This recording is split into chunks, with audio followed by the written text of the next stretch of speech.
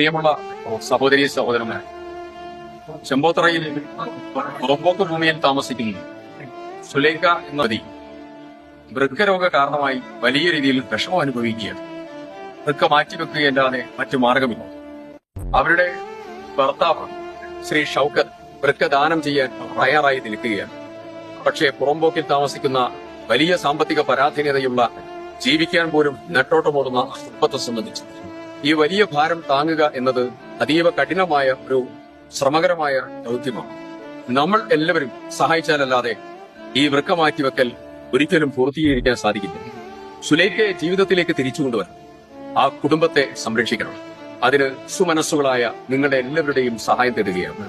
committee രൂപീകരിച്ച് account open ചെയ്ത് അതിലേക്ക് നിങ്ങളുടെ ഒക്കെ സഹായം, ചെറുതും വലുതുമായ സഹായം, ഒരു കുടുംബത്തെ കാക്കാൻ, ഒരു സ്ത്രീയെ സംരക്ഷിക്കാൻ നിങ്ങളുടെ എല്ലാവിധ പിന്തുണയും സഹായ സഹകരണം